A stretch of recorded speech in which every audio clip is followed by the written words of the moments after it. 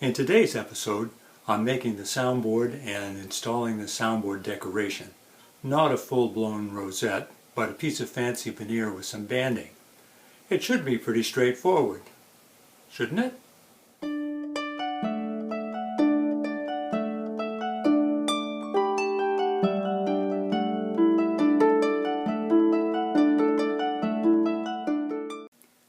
Here's the wood I ordered for the soundboard. There's a dark streak up the center, and there's also some knots right in the middle.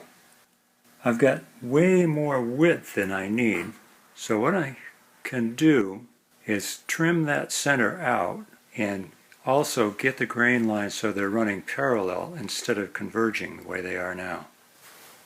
Joining the two halves of the soundboard and bringing them to thickness was similar to the back, except there was only one joint instead of two, so it was actually easier and accomplished without any problems.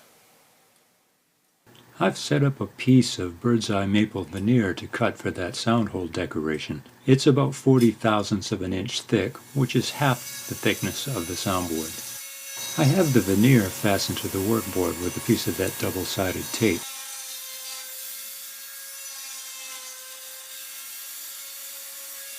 I'm using a Dremel tool with a circle attachment to cut the outside diameter and then the inside diameter of the rosette. I was able to use a palette knife to get the rosette off without breaking it. It came out pretty nice. Well, I've decided I need to put the rosette together before I put the slot in the soundboard to hold it. And what I'm going to try is to fasten it to a piece of brown paper with contact cement, and then once the whole thing is assembled, I'll hit it with some super glue to hold it together and flatten what will become the underside of it, glue it in, and then sand off the paper. Wish me luck. And here's the material I just thinned. I had to make it thinner so that it wouldn't capsize when I try to glue it down. Now I'm going to put the joint up near that little nick.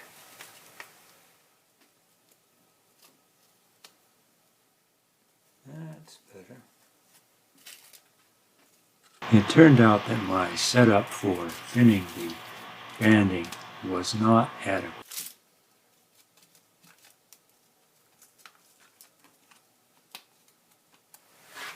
This isn't really a rosette, it's more of a center decoration, but it serves the purpose without being hugely complex too. Getting it off the paper was pretty easy. Sanding through that super glue took a while. Cutting into the soundboard is always a bit nerve-wracking.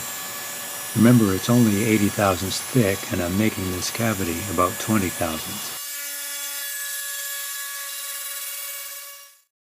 Here I'm cleaning up the bottom of the cavity with a miniature router plane.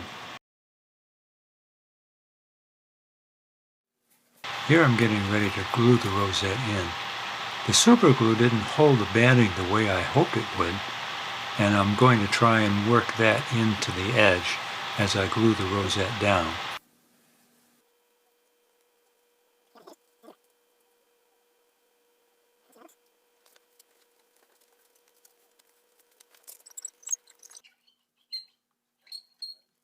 So far, so good.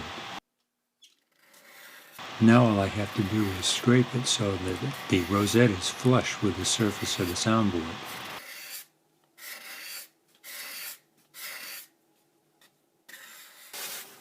Well, I'm not flat yet, and I've gone through right there.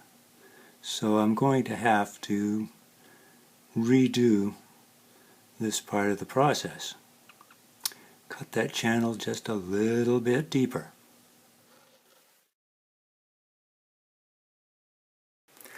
I thought it would be a good idea to reinforce the back of this thing around the sound hole since I'm cutting quite deeply into the wood for the rosette.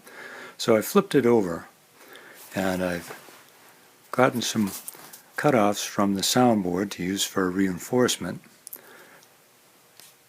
The plastic tray will let me align these pieces, because there's going to be a brace across here, without the possibility of it gluing down. So it should lead to a nice, neat job. I got the cavity cut and I got the banding in, so the whole thing has been redone, and it looks pretty good. There's some areas where I'm afraid the banding capsized a bit and may have crushed the edge of my hole, which makes it look a little ragged. But maybe it will just scrape out. We'll see.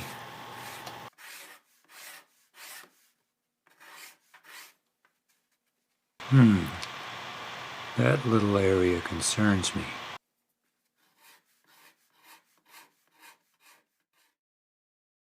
Sure enough, that section of the banding broke.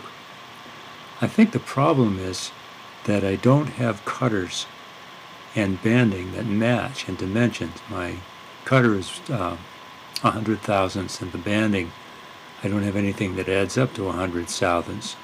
So I've ordered up more banding and another cutter, so I'll have the right dimensions. I tried shimming the banding with a properly gauged harp string, which crowded it over, but it wasn't as good as it needs to be. Well, while I'm waiting for that stuff to arrive, to keep the project going, I've glued this little block onto the bottom side of the soundboard. It's got a hole bored in it to hold the center pin for my circle cutter, and when I get the cutter and the right banding, I'll redo the banding again. Third time's the charm, they say. I've got my fingers crossed. Well, this part of the project has had a detour or two. I guess that's what makes it an adventure. But it's just rocks in my shoes. Two things I need to do before the next attempt is to come up with a better way to size the purfling, and also a way to preform it so it fits the cavity and is near the right thickness. I have some ideas. Well, this wasn't exactly what I had planned, but dealing with mishaps is a skill that will help keep projects out of the wood stove. If you'd like to see more and bigger mistakes, hop over to patreon.com/harperswood and become a patron. Patrons get early access to these videos and some patron exclusive content. Thanks for watching. See you next time.